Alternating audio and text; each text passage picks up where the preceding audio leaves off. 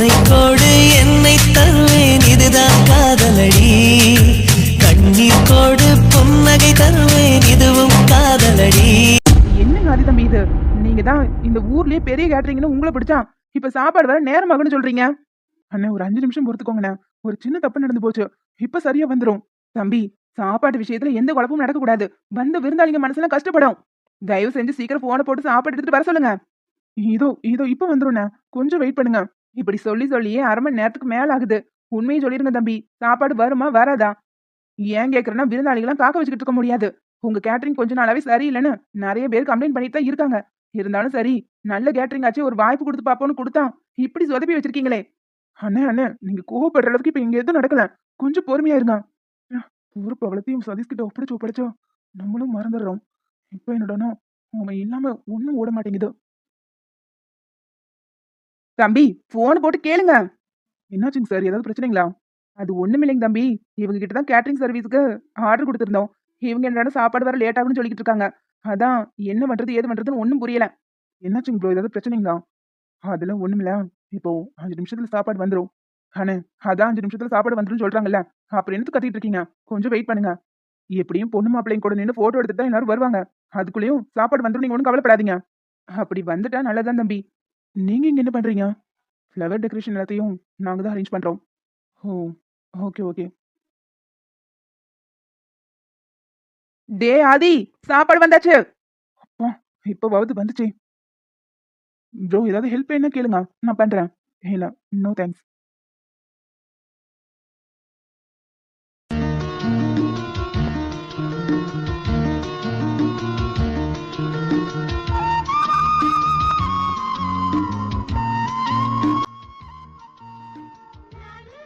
என்ன என்ன சைட் அடிக்கிறியா? ம், அப்படியே எடுத்துட்டாலும். ஆமா, என்ன இது புதுசா வேலையெல்லாம் செய்யற மாதிரி இருக்கு? வீட்டுல ஒரு வேலை பார்க்க மாட்டேன், காலையில ஒரு ஹேண்ட்பேக்கை போட்டுக்கிட்டு அழகில் ஓய்வதில் ரேக்கா மாதிரி கிளம்பிடுவேன். இன்னைக்கு என்னடானா விடிஞ்சது விடியாதமா அரிசி பொடிச்சுக்கிட்டு இருக்க? அது ஒண்ணும் இல்ல, கோயிலுக்கு போய் பொங்கல் வைக்கணும், அதான் அரிசி இங்க இருந்தே புடைச்சு எடுத்துட்டு போறேன். என்னது, கோயிலுக்கு போய் பொங்க வைக்க போறியா? எதுக்கு? அது ஒண்ணும் இல்ல, ஒன்று கல்யாணம் வேணா சாமி உனக்கு பொங்கல் வைக்கிறேன்னு வேண்டிக்கிட்டேன், அதான் அதை நிறைவேற்ற போறேன். ஒருவேளை நிறைவேற்றலைனா சாமி மறுபடியும் கோச்சுக்கொள்ள. அடி பாவி, அதான் பக்காவா பிளான் போட்டு கல்யாணத்தை நிறுத்திட்டியே, அப்புறம் என்ன? அதெல்லாம் ஒண்ணும் வேண்டாம், விடு. அச்சச்சோ, அப்படிலாம் சொல்லக்கூடாது அர்ஜுன், சாமி காரியத்துல எல்லாம் விளையாடக்கூடாது. நான் நேர்ந்துகிட்ட மாதிரி போய் பொங்கல் வச்சுட்டு வந்துடுறேன். பிரியா இருந்தா நீயும் வேணா கூட வாயேன். சாரிமா, எனக்கு இதுலலாம் நம்பிக்கை கிடையாது. நம்பிக்கை இல்லைன்னா என்னடா, சும்மா என் கூட வா. என்னத்துக்கு? உங்க அம்மா ஏற்கனவே என்ற மேல கடுப்புல இருக்காங்க. உன் நிச்சயம் நின்னதுமே அந்த கடுப்பெல்லாம் போயிருச்சு. என்ன, அத்தனை பேர் முன்னாடி நான் அப்படி பேசினதும் என் மேல கொஞ்சம் கோவத்துல இருந்தாங்க, ஆனா இப்ப அதுவும் சரியாயிருச்சு. இருந்தாலும் நீ அப்படி எல்லாம் பண்ணிருக்க கூடாது. என்ற குழந்தை உன் வயித்துல வளர போகுதுன்னு சொன்னதும் நானே கொஞ்சம் ஜர்க் ஆயிட்டேன். அர்ஜுன், அது எப்படியும் உண்மைதானே. அன்னைக்கு இன்னைக்கு என்னைக்குமே நான் சொன்ன சொல்ல மாறாதுல்ல. ஆரழகு ஊர்வலத்தில் தேரழகு, ஊருக்கு ஆரழகு ஊர்வலத்தில் தேரழகு, தமிழுக்கு அழகு தலைவிக்கு நான் அழகு, கண்ணுக்கு மை அழகு கவிதைக்கு பொய் அழகு, கண்ணத்தில் கொடி அழகு காக்கூந்தல் பெண் அழகு. சரி அர்ஜுன், எனக்கு நேரம் ஆச்சு, நான் கோயிலுக்கு கிளம்புறேன். ஆமா, நீ எக்ஸாம் எழுதிருந்து என்னாச்சு? இன்னும் ரிசல்ட் வரல, 2 நாள்ல ரிசல்ட். ஓ ஓகே ஓகே, எப்படியும் நீ பாஸ் ஆயிருவேங்கிற நம்பிக்கை எனக்கு இருக்கு. நானும் அந்த நம்பிக்கையில தான் இருக்கேன். பாஸ் ஆயிட்டா பிரச்சனையே இல்ல, ஸ்ட்ரெயிட்டா பேங்க்ல வேலை. சுபா, இதுக்கு வேற. ஏய் குட்டிச்சி, என்ன இவ்வளவு நேரம் உட்காந்து அழுதுகிட்டு இருந்த? இப்ப எங்க கிளம்பிட்டேன்? அதுவாத்தான், நீங்க சொன்னீங்கல்ல கார்த்திக் ஏதோ ஒரு காரணத்துக்காக தான் இப்படி என்ன பேசுறாருன்னு, அதான் அது என்னன்னு கண்டுபிடிக்கிறதுக்காக போறேன். என்னது, என்னன்னு கண்டுபிடிக்க போறியா? மகா, எதுவா இருந்தாலும் கொஞ்சம் பொறுமையா இரு, அவசரப்படாத. அட நீங்க சும்மா இருங்க காவியக்கா, எப்ப வர அழுதுட்டே இருந்தா எதுவும் வேலைக்காகாது. அந்த ஆள் கிட்ட நல்ல 4 கேள்வி நறுக்குன்னு கேட்டு விட்டு வர போறேன். இவ்வளவு நாள் அவர் பின்னாடி இப்படி எல்லாம் சுத்தினேன். ஏன் அப்பெல்லாம் அவருக்கு இதெல்லாம் தெரியலையா? இப்பதான் தெரியுதா என்ன? அந்த ஆள் ஏன் இதை பண்றாருன்னு நான் தெரிஞ்சுக்கிட்டே ஆகணும். மகா, அவரு ஏதோ ஒரு காரணத்துக்காக தான் இப்படி நடந்துக்கிறாருன்னு தெரியுது. ஆனா பொறுமையா கேட்டு விசாரிச்சுக்கலாம். நீ கொடுக்குற ப்ரெஷர்ல அப்புறம் இது இன்னும் பெருசாகிற போகுது. அப்படி எதுவும் ஆனாலும் பரவாயில்ல, ஆனா இதுக்கு இன்னைக்கு ஒரு முடிவு கட்டாம நான் வரமாட்டேன். உனக்கு எதுக்கு எடுத்தாலும் அவசரம் தானா? ஆமா, இப்ப எப்படி அங்க போவ? என்னத்துக்கு நீங்க இருக்கீங்களா? என்ன வண்டியில கொண்டு போய் டிராப் பண்ணுங்க. இந்த வெட்டி வேலையெல்லாம் என்னால பார்க்க முடியாது, எனக்கு வேலை இருக்கு. ஓ சரி ஓகே, ஏதாவது ஆட்டோ பிடிச்சா நானே போய்க்கிறேன். மகா, சொல்றது கேளு, பொறுமையா இரு. தேவையில்லாம எந்தையாவது பண்ணி பிரச்சனையை பெருசாக்கிட்டு வந்துடாத. அப்புறம் ஆதிக்கு தெரிஞ்சா அவ்வளவுதான். அவ போயிட்டு இருக்கிற வரைக்கும் என்னடா பண்ணு என்னதான் கேள்வி கேட்பான். ஆதி அத்தவன் தான் எதுவும் சொல்லாதீங்க. அப்படி ஏதாவது கேட்டா நான் பேசிக்கிறேன். ஆனா இன்னைக்கு அந்த கார்த்திகை உண்டிலன் பண்ணல. என் பேர் மகா இல்ல. இது வரைக்கும் இந்த மகாவை அமைதியா அழுது ஆர்ப்பாட்டம் பண்ணி பார்த்திருப்பீங்க.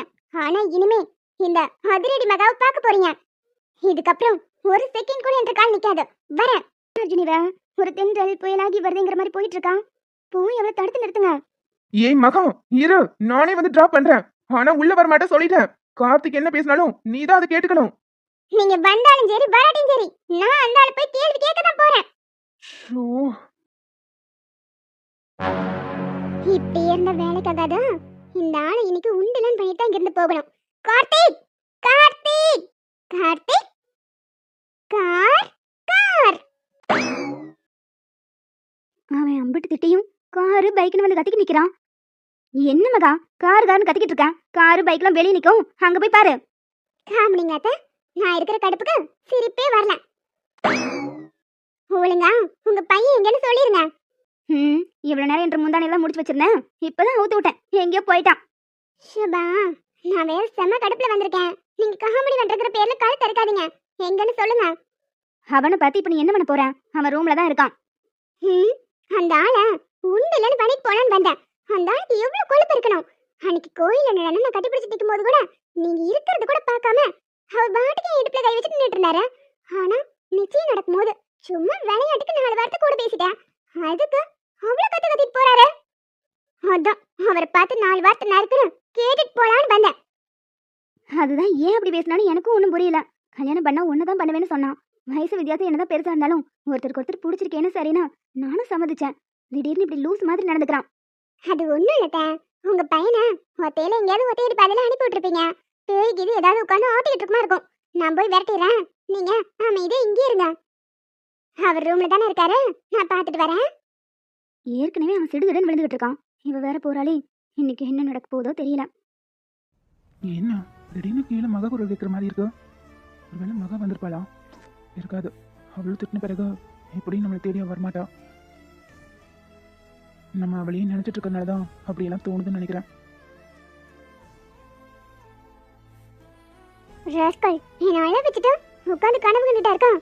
அவனை இருடி. ஹலோ, என்னது இது?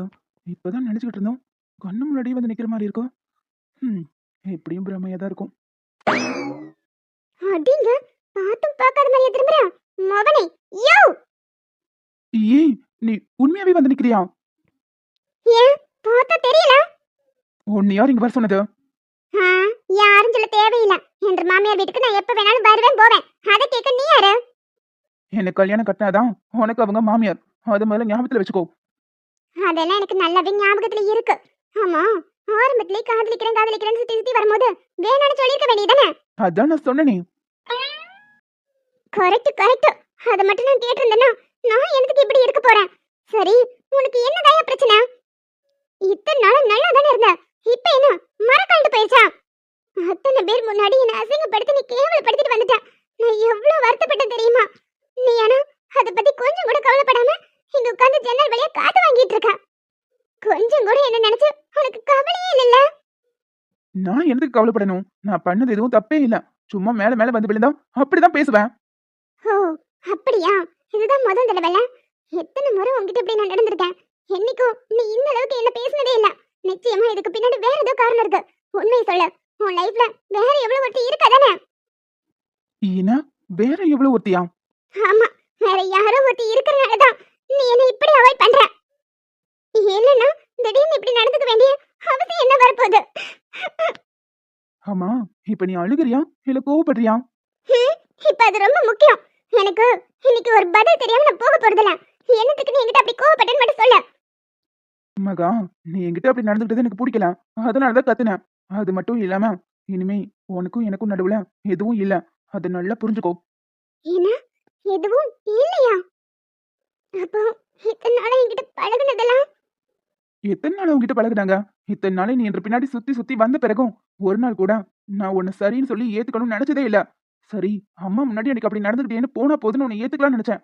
ஆனா நீ நடந்துக்கிறது எதுவும் எனக்கு சுத்தமா பிடிக்கல. அதனாலதான் அப்படி உனக்கு கத்தி விட்டாவது என்ற பின்னாடி வராம இருப்பேன்னு நினைச்சேன். ஆனா நீ திரும்ப திரும்ப என் பின்னாடியே வந்துகிட்டு இருக்க. உனக்கு கொஞ்சம் கூட சூடு சொரணை எதுவுமே இல்லையா? அதெல்லாம் இருந்தா நான் எனக்கு உங்களை கட்டிக்க ஆசைப்பட போறேன். உங்ககிட்ட எத்தனை முறை சொல்லும் போது நீங்களும் வேணாம்னு சொல்லி என்ன இன்சல்ட் பண்ணிருக்கீங்க. சரி, என்னைக்காவது ஒரு நாள் ஒத்துக்குவீங்கன்னு ஒரு நம்பிக்கையில தான் உங்க பின்னாடியே தெரிஞ்சிட்டு இருந்தேன். ஆனா இப்பதான் புரியுது, உங்களுக்கு என்ன சுத்தமாவே பிடிக்கல. அதான் இப்படி எல்லாம் நடந்து என்ன வெறுப்பேத்திக்கிட்டு இருக்கீங்க. உங்களை மாதிரி ஒருத்தரை நான் என் லைஃப்ல பார்த்ததே இல்ல. பார்த்ததே இல்லல. சரி, இப்ப என்ன பாத்துக்கோ. நீ சொல்றது அவ்வளவும் கரெக்ட் தான். நான் உன்னை வெறுப்பேத்தி தான் பாத்துட்டு இருக்கேன். ஏன்னா நீ எனக்கு வேணாம், புரியுதா? அதுதான் ஏன்னு கேக்குறேன். கொஞ்ச நாளா நல்லா தானே இருந்தீங்க. என் மேல ஆசைப்படுறதா கூட சொன்னீங்கல்ல, என்ன லவ் பண்றதாவும் சொல்லிட்டு இருந்தீங்கல்ல. இப்பயும் மறுபடியும் வேணாங்கிறீங்க. எனக்கு உண்மை தெரிஞ்சாகணும். என்ன உண்மை தெரியணும்? அதான் சொல்றேன்ல, எனக்கு உனக்கு பிடிச்சிருந்துட்டு ஆனா இப்ப பிடிக்கல.